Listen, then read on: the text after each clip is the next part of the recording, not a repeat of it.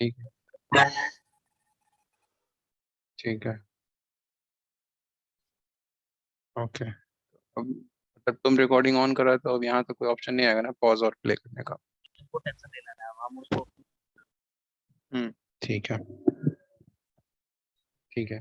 तो जैसे भी बता रहे थे कि ऐसा एक मतलब एक रॉ डेटा अगर तुम्हें दिया हुआ है और तुमको बहुत तरह का केस हो सकता है इसमें। ये बोल सकता है कि एक छोटा सा डैशबोर्ड बनाओ जिसमें हम कंट्री डाले, ईयर डाले, या फिर कंट्री डाले, मंथ डाले, ईयर डाले। तो उस हिसाब से यहाँ पे पॉपुलेट करके बताओ कि टोटल नंबर ऑफ केस कितने हुए हैं, टोटल नंबर ऑफ डेथ कितने हुए हैं। ये तरह का सिचुएशन हो सकता है। फिर हो सकता है कि ये इतना सारा जो इतना रोज है इसमें, जैसे 16,115 रोज है, तो तुम्हें इसमें ईयर वाइज तुम्हें सेग्रीगेट कर दो कि ईयर वाइज कितना डेथ हुआ, कितना केस हुआ, या फिर जो ईयर का या फिर जिस मंथ का तुम डेटा देख रहे हो उसका जो है पॉपुलेशन उस टाइम मैक्सिमम क्या था। तो इस तरह का भी केस हो सकता है। फिर बोल सकता है कि कंट्री तो है ही, कंटिनेंट वाइज बताओ कि कितना केस हुआ। तो इस तरह मतलब अलग अलग सिनेरियो में, अलग अलग केस में तुम्हें जो है बोला जा सकता है कि हमें नंबर ऑफ केसेस और डेथ बताओ। फिर कोई बोलेगा कि हो सकता है कि कोई बोले कि अफगानिस्तान का जो है कितना डेथ हुआ है, कितने केस हुए हैं पॉपुलेशन वाइज, मतलब परसेंटेज बताओ कि उनका जो आउट ऑफ 100 में कितने परसेंटेज जो है डेथ हुए हैं। तो इस तरह का भी एनालिसिस करने के लिए कोई बोल सकता है। तो ये एक छोटा सा डेटा सेट है। तो अगर जो पहला केस बनता है, जैसे हमें बताना है कि किस तरह का टोटल नंबर ऑफ केस निकालना है, टोटल केस निकालना है। और मुझे बोला गया है कि यहाँ पे हम इन रो देते हैं कंट्री, ठीक है, ईयर, और यहाँ पे हम देते हैं मंथ, और यहाँ पे हमारा है टोटल केसेस और टोटल डेथ्स। ये हम पहले एक एग्जांपल दे रहे हैं कि किस तरह का क्वेश्चंस या फिर किस तरह का लोग पूछ सकता है तुमसे इस डेटा सेट पे। फिर उसके बाद हम आगे बढ़ेंगे तो ये देखेंगे कि एक स्टार्टिंग से देखेंगे कि सिर्फ यही चीज़ नहीं होता है। हम फंक्शंस देखेंगे स्टार्टिंग से कि टेक्स्ट फंक्शंस में क्या क्या यूज़ होता है। फिर हमारे पास ये जितने फॉर्मूलेज हैं तो इसमें टेक्स्ट में क्या है, डेट एंड टाइम में क्या है, लुकअप वाले सारे फंक्शंस क्या हैं, लॉजिकल सारे फंक्शंस क्या हैं, और मैथ के भी कुछ फंक्शंस हैं, और बाकी स्टैटिस्टिकल इंजीनियरिंग ये सब फंक्शंस जो अभी हमारे यूज़ का नहीं है। जो अगर एज अ डेटा एनालिस्ट और तुम बिजनेस एनालिस्ट के लिए अगर किसी रोल के लिए अप्लाई करते हो तो उसमें तुम्हारा जो मैक्सिमम अगर डेटा के साथ खेलने के लिए जो फंक्शंस यूज होते हैं वो है तुम्हारे लुकअप है, डेट एंड टाइम है, टेक्स्ट है, और लॉजिकल है। मैथ्स कुछ कुछ जगह पे यूज होते हैं, मैथमेटिक्स और ट्रिग्नोमेट्रिक के फंक्शन, बट ये जो सारे फंक्शन है स्टैटिस इंजीनियरिंग के, और बाकी ये क्यूब क्यूबॉइड ये सारे चीजें हैं। तो ये सब फंक्शंस नहीं मिलेंगे। स्टैटिस्टिकल फंक्शन इसलिए एक्सेल में यूज ज़्यादा नहीं होते हैं क्योंकि जो डेटा साइंटिस्ट या फिर डेटा एनालिस्ट होता है वो मैक्सिमम काम जो स्टैटिस्टिक्स वाले हैं वो अपने आर और पाइथन में ही कर लेते हैं। ठीक है, बट कोई कोई ऑर्गेनाइजेशन ऐसे होते हैं जो फुल्ली वो केवल एक्सेल पे ही डिपेंडेंट रहते हैं। तो उस केस में क्या करते हैं, वो स्टैटिस्टिकल एनालिसिस जो होता है उसको भी एक्सेल में करते हैं। जैसे मीन मोड मीडियन निकालना, एवरेज निकालना, या फिर कोरिलेशंस निकालना, रिग्रेशन करना, लीनियर रिग्रेशन है, फिर बहुत तरह का फिर मॉडलिंग वगैरह है, वो सब एक्सेल्स में भी होते हैं। तो उस केसेस में क्या होता है, जो ऑर्गेनाइजेशन फुली डिपेंडेंट होते हैं एक्सेल में वो ये सारे भी चीजें करते हैं। ठीक है। तो अभी जो है पहला एग्जांपल मुझे देना है कि अगर मुझे यहाँ पे बोला गया है कि तुम्हें यहाँ पे 3 इनपुट्स देने हैं यूजर के हिसाब से। यूजर यहाँ 3 इनपुट करेगा, ठीक है, और उस तीनों इनपुट के अकॉर्डिंग यहाँ पे मुझे नंबर्स पॉपुलेट करना है। ठीक है, मतलब समझ में आया जो इसका वो है। हाँ हाँ हाँ। हाँ। ठीक है।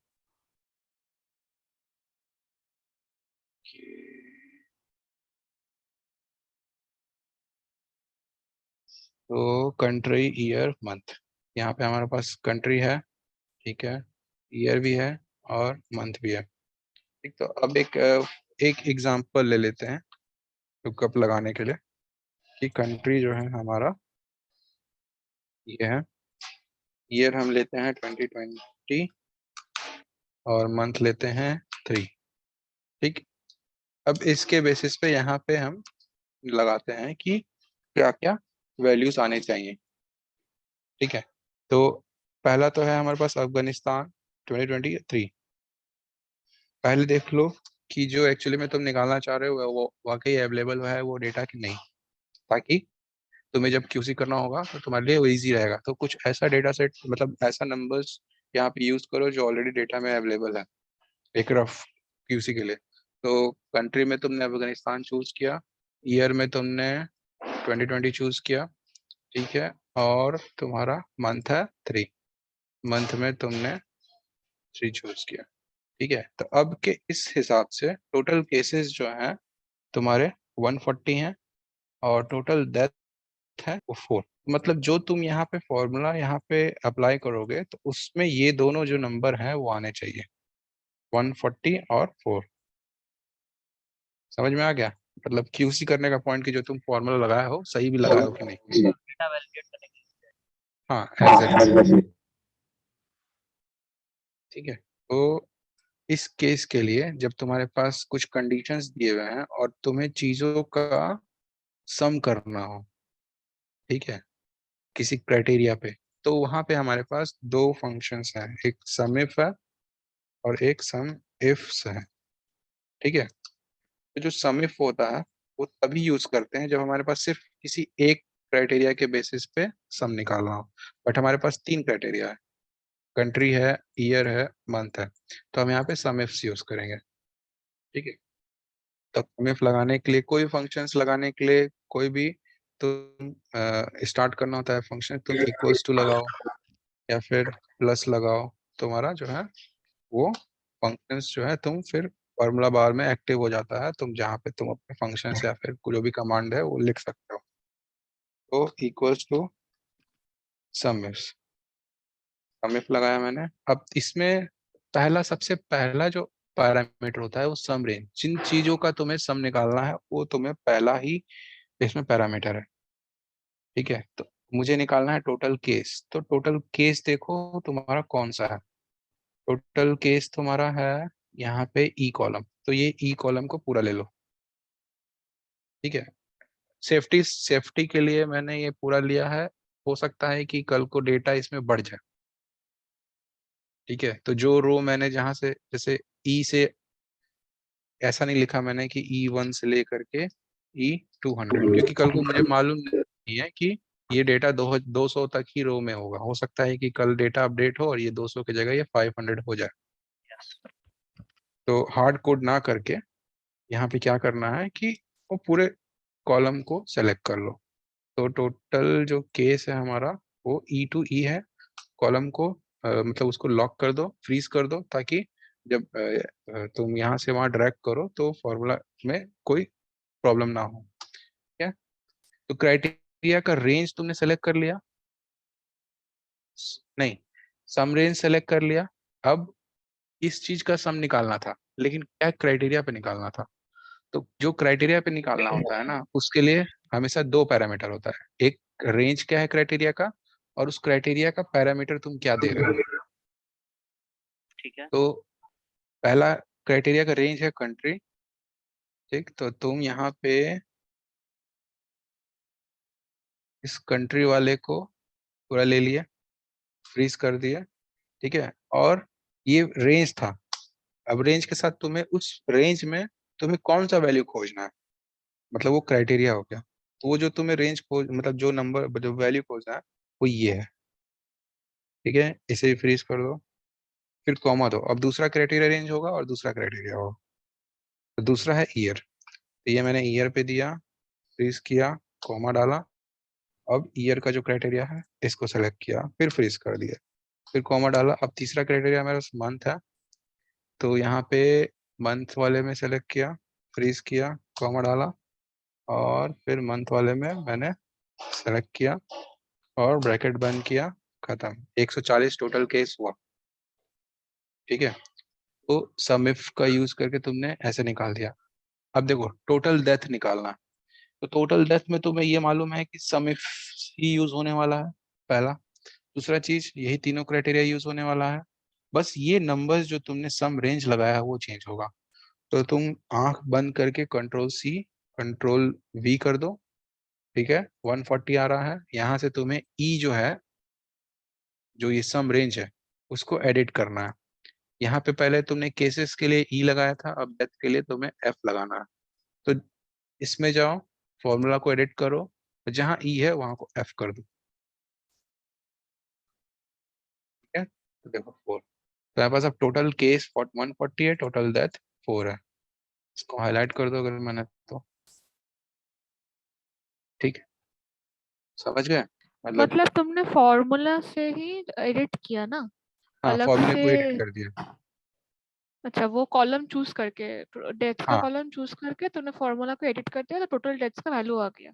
समझ गई। हाँ, क्योंकि बाकी सारा पैरामीटर सेम है। हाँ, क्योंकि एफ हाँ हाँ के कॉरेस्पॉन्डिंग में ड्रेस कर देता था और केसेस हाँ ई के कॉरेस्पॉन्डिंग में था, तो पहले वाले में ई था, इसको चेंज करके एफ कर दिया। ठीक है। हाँ अब हाँ हाँ। अब कोई बोलेगा तुम्हें कि ये तो तुम्हारा एक जनरल फॉर्मूला बना दिए जिससे तुम ये और ये निकल रहा।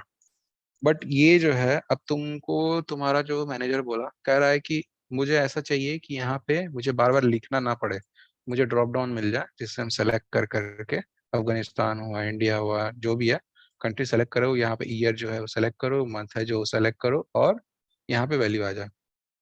क्योंकि अब अगले किसी कंट्री के लिए मुझे यहाँ पे लिखना पड़ेगा वापस से। और ये हो सकता है कि अफगानिस्तान का जो मैंने स्पेलिंग लिखा है वो अगले वाले में मैं जब लिखूँ तो कुछ गलत स्पेलिंग लिख दूँ और यहाँ पे वैल्यू आए ही ना, जीरो आ जाए। क्योंकि वो क्राइटेरिया तो फिर मैच ही नहीं करेगा। अगर मैं अफगानिस्तान में यहाँ पे जी हटा के जी को कर दूँ तो ये कोई तो वैल्यू आएगा नहीं, क्योंकि ऐसा कोई कंट्री है ही नहीं इस पूरे डेटा सेट में। तो ये एक एरर होने का चांस है, मतलब ये ह्यूमन एरर है। समझे? तो हाँ हाँ। इसको हटाने के लिए क्या होता है, डेटा वैलिडेशन होता है, डेटा वैलिडेशन का यूज होता है। तो अब कंट्रीज के लिए करना है, तो मैं सबसे पहले ड्रॉप डाउन बनाने के लिए कंट्रीज का यूनिक निकालना पड़ेगा, कितनी यूनिक कंट्रीज है। ठीक है, तो कंट्री का कॉलम उठाए, कहीं पे जाकर के पेस्ट कर दिया। ठीक है, और डेटा में गए, डुप्लीकेट रिमूव कर दिए। तो देखो तुम्हारे पास 209 टोटल यूनिक कंट्रीज का नेम है। ठीक है, सिमिलरली तुम्हारे पास ईयर का यूनिक निकालना है और मंथ्स का यूनिक निकालना है। तो ईयर तो तुम्हारे पास यहीं से पता चल जाएगा, 2019 2020 है, और मंथ्स जो है 1 2 3 4 5 12। ठीक है, तो ये मैनुअली लिख लो, 2019 2020, और ये है 1 2 3 4 5 12। ठीक, मिल गया। तो हाँ अब क्या करना है, इन तीनों का ड्रॉप डाउन यहाँ बना देना है। तो ड्रॉप डाउन बनाने के लिए जिसमें तुम्हें ड्रॉप डाउन बनाना है उसको सेलेक्ट करो।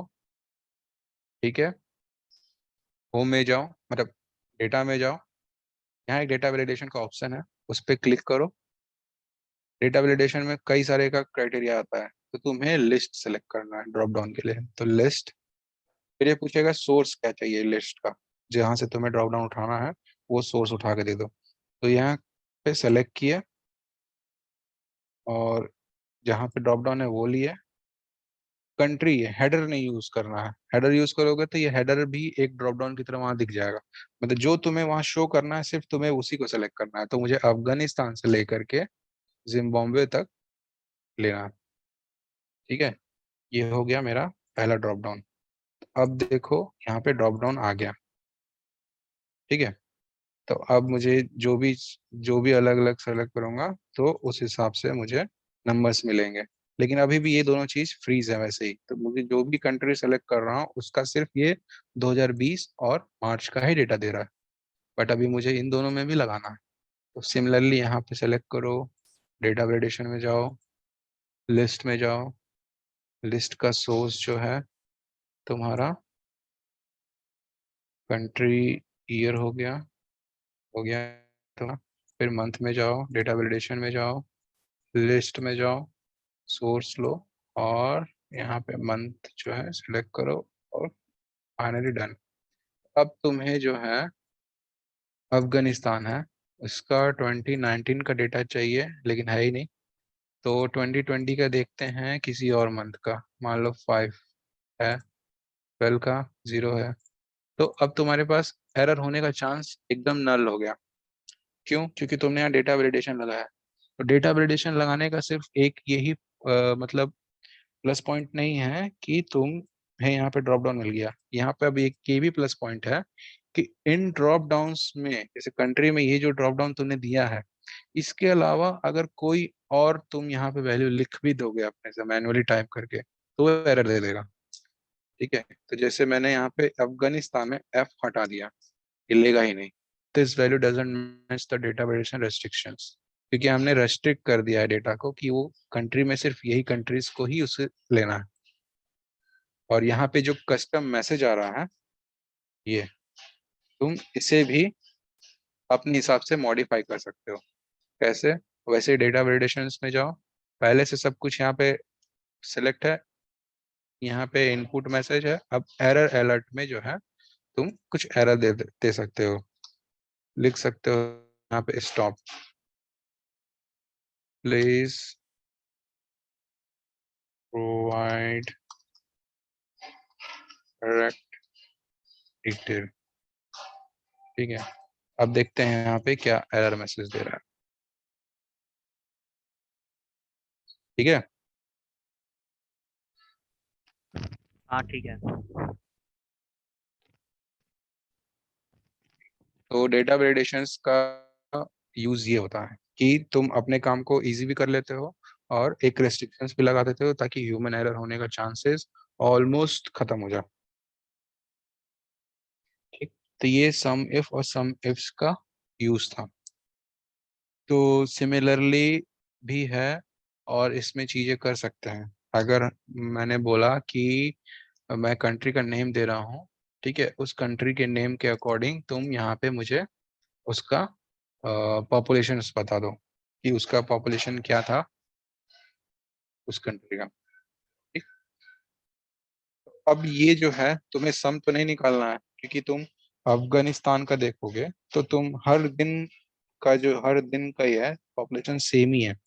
तो ऐसा तो नहीं है कि इस दिन इतने लोग पैदा हुए हैं, इस दिन इतने लोग पैदा हुए हैं, ये नहीं, ये इस कंट्री का पिछले साल का पॉपुलेशन यहाँ बता रहा है और इसी को रिपीट कर रहा है। मतलब हर एक रो में ये पॉपुलेशन लिखा हुआ है, ये सेम है, मतलब कि एज इट इज ये पॉपुलेशन है।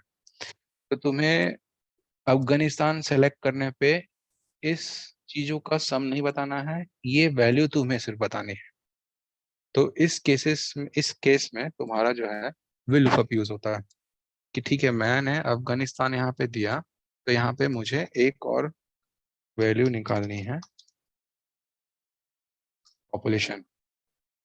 ठीक है, तो पहले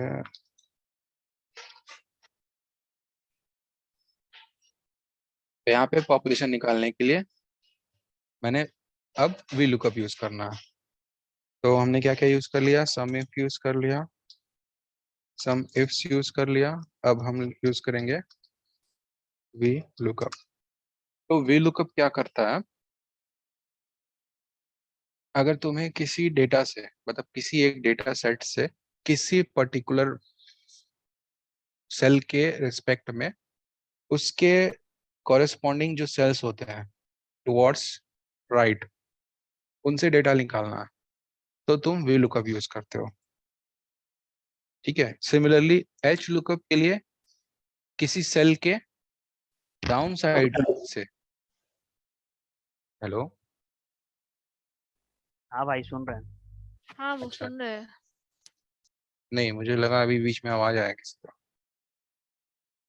ठीक है, तो वी लुकअप का है कि तुम्हारे पास एक डेटा है और तुम्हें इसके बेसिस पे यहाँ से रिजल्ट्स निकालने हैं, तो वी लुकअप हुआ। ठीक है, मतलब वर्टिकल लुकअप, फिर एक हॉरिजॉन्टल लुकअप, मतलब कि इस सेल के बेसिस पे तुम्हें नीचे यहाँ से डेटा निकालना है, तो तुम्हें एच लुकअप लगाना है। तो तुम्हारे पास अभी केस में क्या है, ठीक है, मान लो अगर तुम देखो तुम्हारे पास ये एक तुम्हारे पास डेटा सेट है, मतलब एक ये सेट है, और तुम्हें इस साइड के डेटा को निकालना है। ठीक है, तो ये वर्टिकल है, जो डेटा सेट तुम्हारा क्राइटेरिया है वो एक वर्टिकल लाइन में फॉल कर रहा है, इसलिए हम इसे वी लुकअप बोलते हैं, वर्टिकल लुकअप। ठीक है, सिमिलरली जब तुम्हें बोला जाए कि ये तुम्हारा क्राइटेरिया रेंज है और तुम्हें नंबर्स जो है इसके नीचे का नंबर जो है, इसके डाउन साइड जो है उनको बताना है, तो ये जो है हॉरिजॉन्टल लिखा हुआ है, मतलब ये हॉरिजॉन्टल बेस पे बना हुआ है, और हॉरिजॉन्टली तुम इसके देख रहे हो, तो इसलिए इसको एच लुकअप बोलते हैं। ठीक है, तो ये हो गया। अब इसमें सुनो वर्मा, 4:30 मीटिंग एंड हो जाएगा, तो ये वाला रिकॉर्डिंग डन कर दे रहे हैं, ठीक। फिर एक नया मीटिंग, सेम मीटिंग इसको डन कर दो, नया स्टार्ट कर दो। सेम लिंक से ज्वाइन इसी करना को दोबारा से ज्वाइन कर लेंगे। हाँ,